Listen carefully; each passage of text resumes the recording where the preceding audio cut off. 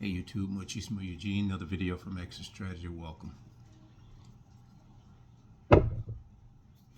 Just having me a soda right now. Saranac Black Cherry Cream. A lot of sugar. Don't need it, but say hello to India. There she is. She's ready, always. I don't know. She just began to sit here when I do videos. Proud to have her. She's a comfort. Didn't even want this cat, but you know what?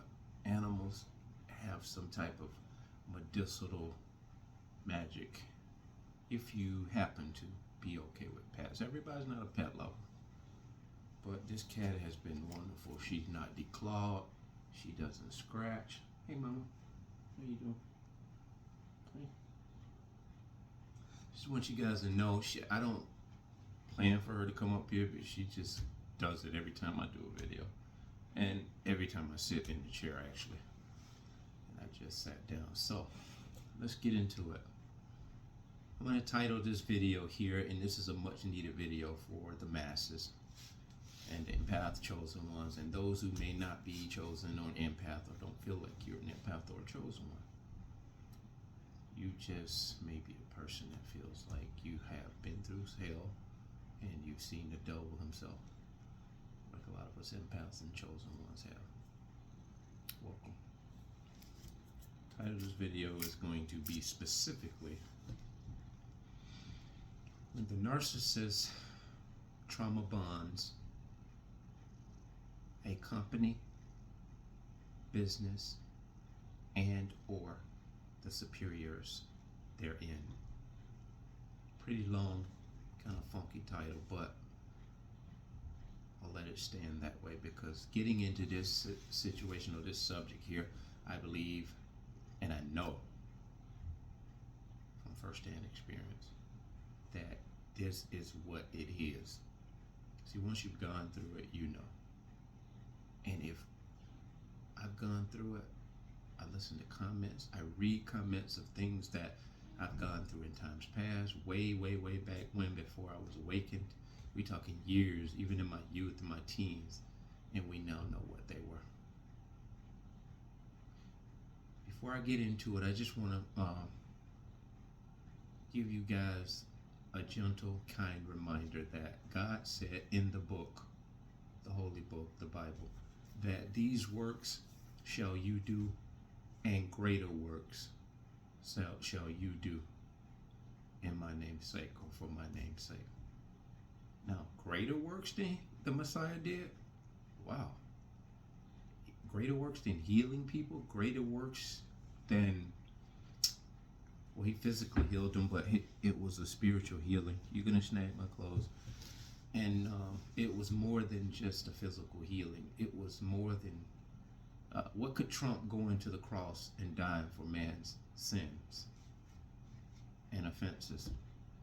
Well, I gotta plug in, guys. It seems like I'm about to go dead. Give me a second here.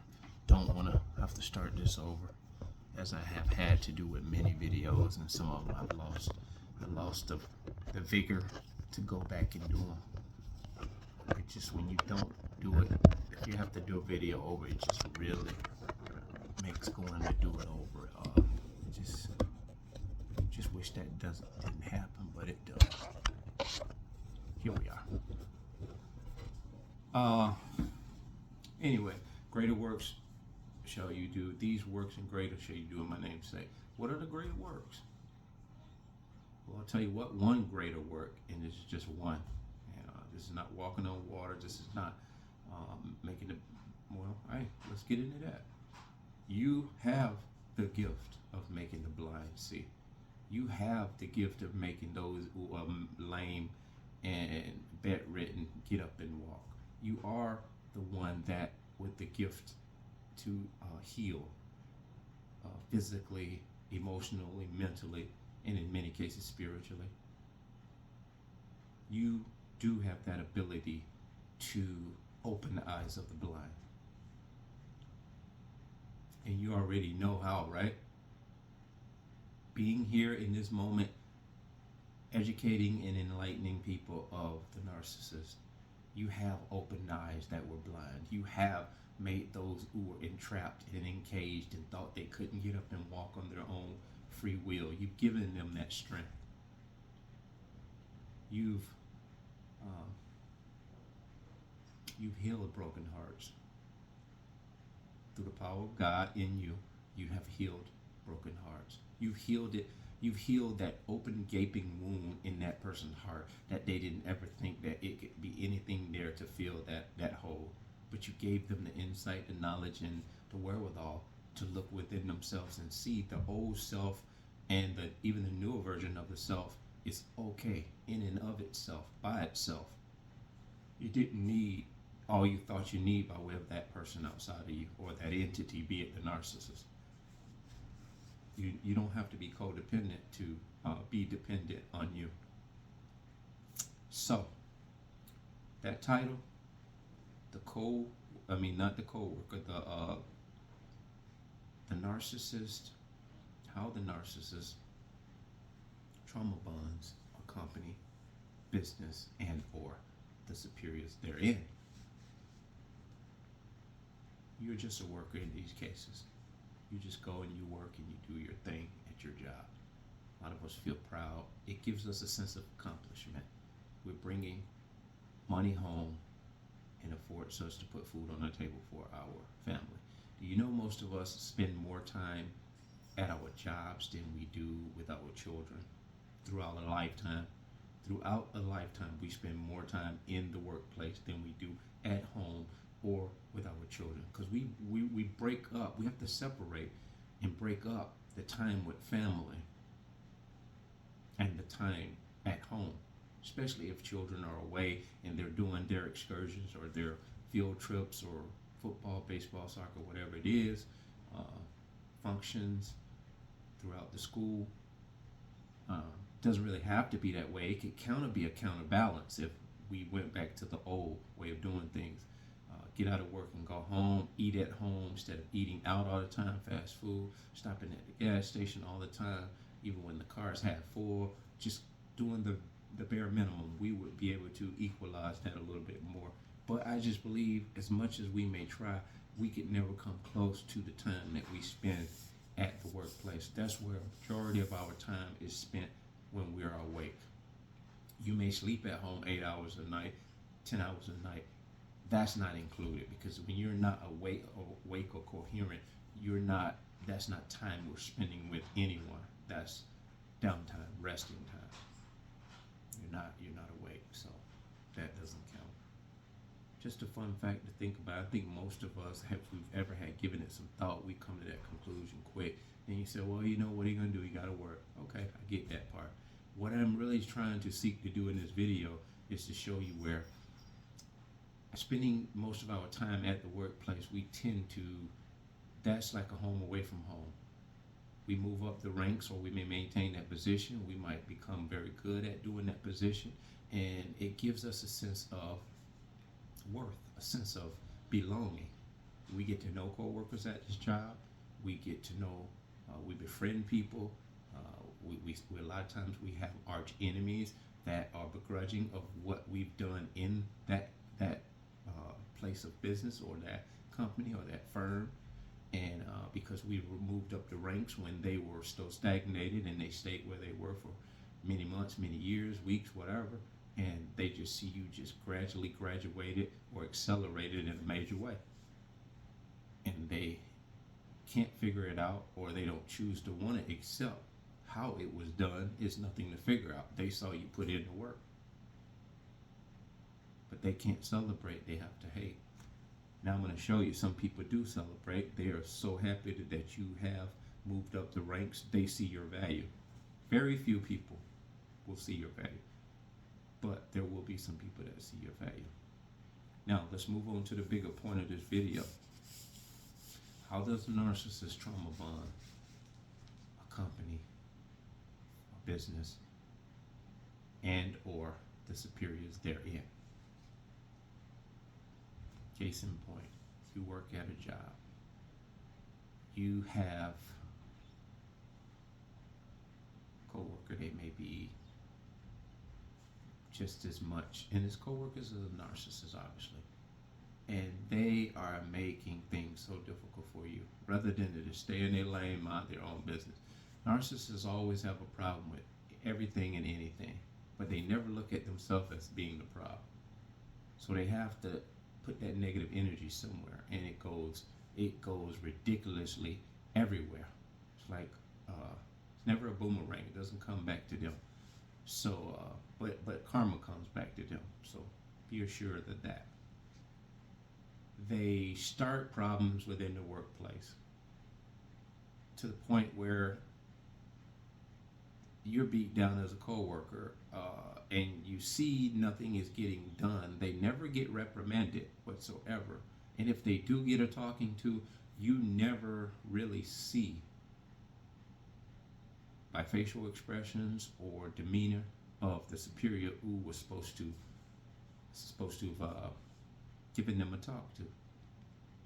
You don't readily see any issue really firmly being put down, the issue being firmly addressed, and you don't really see any results from whatever it was they got spoken to about. In many cases, I've told you, they're fire starters, they're arsonists, just to see things burn or see you get out of your character. That is what they do best, because to get a rise out of you, it elevates their fake self-worth, and they have to regulate. They have to regulate their emotions through chaos. Now, how do they trauma bond the superiors in companies and the powers that be? They often will be someone, as opposed to what I said, that narcissists didn't put in the work and saw you advance. You may have advanced, and that narcissist is already in a position, seemingly, of their choice to where they want to be. They're in a position of some leadership or some position of making a good amount of pay, maybe more than you are making. They're never satisfied. And in some way, you clash, just like the example I just used, and you get enough power or courage or energy or insight enough, or you're beat down to the point where you just feel like you have no resolve trying to reason with the narcissist. So you up and you go and you kindly, discreetly address your qualm with the narcissist. And this is awakened, us as awakened empaths, but not really always seeing the person that we're contending with as full-blown narcissists. We may see them as problematic sometimes, having some kind of screw loose or whatever. That's when we kind of we minimize them as narcissists, and we just may see them as behaving badly sometimes. This is the subtle narcissist. This is the deeply embedded covert narcissist. We see the ego tripping, but you also see that by some of the codependents there, because they're acting ego tripping. So you already know that they're not narcissists, but you know there's something. I'll tell you what they are. They are mimickers of the narcissist. We as empaths, before we came to the conclusion in awareness of narcissists, the narcissist was in fact training us in this matrix society on how to behave a certain way. We may not behave badly, but we had these excess over egos. We measured ourselves by how many hours we put in. What was our paycheck last week? We're sharing our pay stub with a narcissist or another co-worker that may not be a narcissist, that is just stuck on their accomplishments more than just their inner worth. You get where I'm going. But, this newfound insight that we have about ourselves, we know we were doing too much. We can be proud of our accomplishment, proud of those 60-hour paychecks, 72-hour paycheck. We can just keep it to ourselves. That's how we naturally are wired. We were living outside of our natural order. We were wearing shoes that were too big for us. Pre-awakening. This is empaths and not chosen one. But being awakened, you don't always see a person as being a full-blown narcissist. That's the point I'm making here with this individual in this skit. So you may not never see anything really sincerely become of this when you've already tried to get resolved. You know what has happened? The narcissist has embedded themselves. They have insulated themselves, either in kissing ass, going over and beyond, making little breaks like they going over and beyond. They're just fake ambitions that they throw out in front of the superiors, in front of the company. They look good for the camera. And when the camera is not watching, or that superior over them is not around, you see the dark side. It's just like the narcissist in the family structure. It's no different in the workplace. They throw the rocks and hide their hands, if you will. And you're telling everybody and their mama, hey, you know that knucklehead just threw that rock at me. It's like, what are you talking about? You're just imagining things. Probably should go back to work. He's been here 10 years. He wouldn't do that. I've known him for 15 years.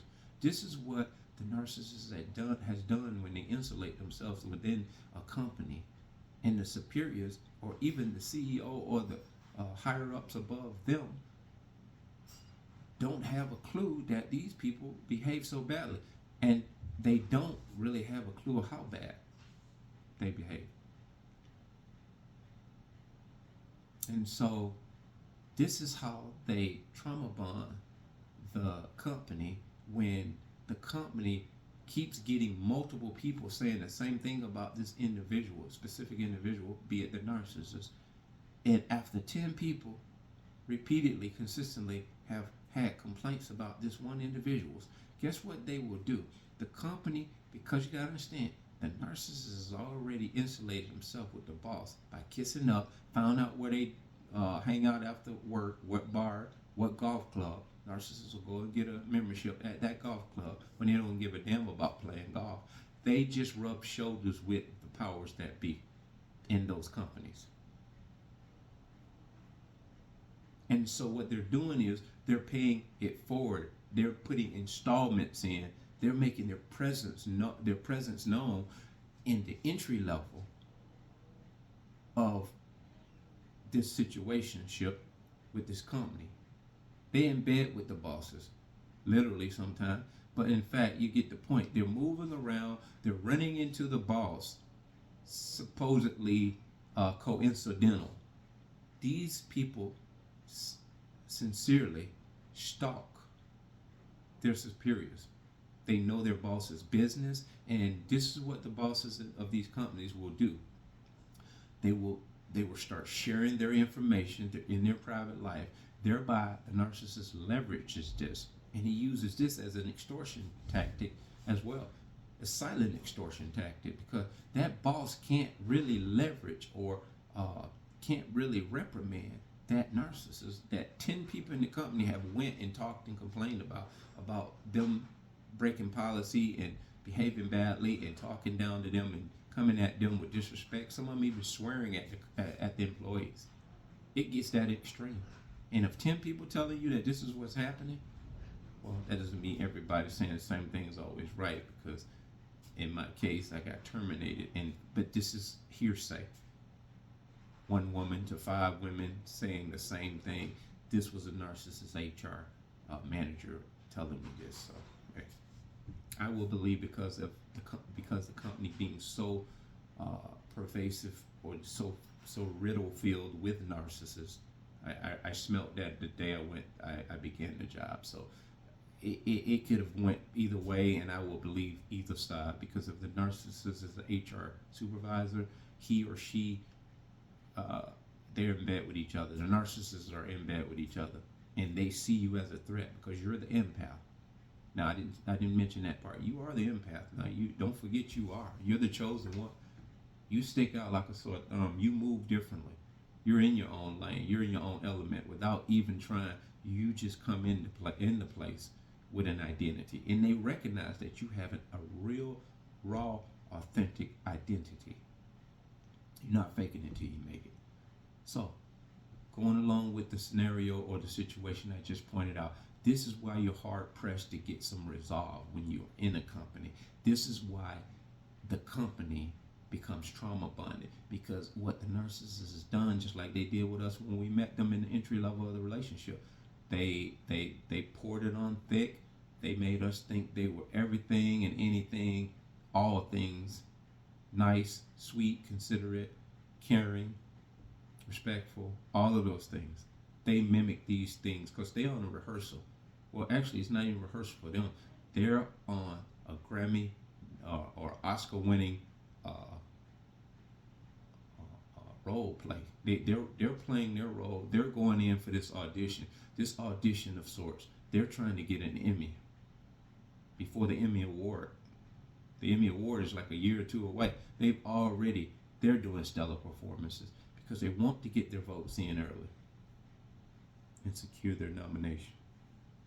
And so don't stress yourself when you see this behavior. And you may say, I've been there. Because what happened is, like I say, we pride ourselves in the job because the job is more like our meat, beans, and potatoes of life. Now that you're awake, a job is only designed for one thing, and you should only look at it as that, a means to provide for your family. Don't go to the job looking for friends, and if you have a lot of friends at work that you used to do things with, start moving back, stepping away. You know you're going to have to do this because if you're afraid to do it because you just feel like those people understand you, I'm here to tell you. I made a video, 99.9% of people you can't communicate with. And if you're communicating with them, only thing you're doing is telling them you're intricate, you're telling them intricate, delicate details of your life. And they probably have a whole bunch of your life already in their mental bank. From this day forward, cease. Don't give them any more. This will do two things. This will starve the narcissist if they are narcissists. Even codependents, starve them. Because codependents need to be less codependent. Maybe some of them will wake up to the BS that you've been dealing with and been wise enough to see that they can't see. Because they're going to end up being the minions that go back and tell narcissists and counter. And a lot of times this is what's happening, the reason why you can't get any leverage with the superiors and the bosses or the company. The company can't side with you for all the right reasons. They can't even side with you under the name of policy. The narcissists beat out the policy. They trump the policy. How can the narcissist leverage the policy? I just told you, because they've leveraged they've spearheaded the top. They went for the top brass. So everything you go to them about is swept under the rug, essentially. And this is how the company or the superiors are trauma bonded, because they have already been leveraged like we were in a relationship. The company know they need to get rid of these people. This person, not these people. It needs to get rid of that one person in order to salvage 10 good workers. But the trauma bond is so heavy with the boss or the superior, they can't reason. That's the intricate idea I need for you to get. They can't reason themselves to rationale. See, when you're trauma bonded, rationale goes out the window. So they don't even do the math. They do it, but they dismiss it. I could get rid of this guy as much as, he goes to the golf club, he does this, but he's a toxic individual. I need to get rid of him. But what they may do sometimes, they'll move him to another company within the company. Because guess what? They can't just all up and get rid of him because the narcissist knows too much of their business. The narcissist knows that the boss has got an extramarital affair going on. And whether the boss salvages his secrets by keeping the narcissist or not, the boss doesn't even realize. The narcissist is going to spit him out sooner or later anyway. The narcissist is probably sleeping with the boss's wife anyway. And the boss think that because he's got an extramarital affair and his wife don't know about it, no. She may, but the narcissist probably in fact, or she may not. The narcissist, if he's a guy and he has the juicy information, he's going to leverage that against your wife, against that boss's wife. He's going to be taking care of her because he knows that the owner of the company ain't taking care of her. Very deceitful people, man. So this is how the narcissist trauma bonds companies and or superiors within that company. You've seen this before. You just didn't understand what you didn't recognize what it looks like, and this is exactly what it is. Anybody has this experience, please comment. like, subscribe, and share the video if you thought it was helpful. If you have a friend that has spoken to you in this context, and you didn't really put all of this stuff together, now you have something to share with them. Because just as much as I have put this out in context, there is someone somewhere that has experienced this, and I'm willing to believe they're not that far outside of you guys' earshot that have experienced this. It is getting rampant. It is getting more and more exposed.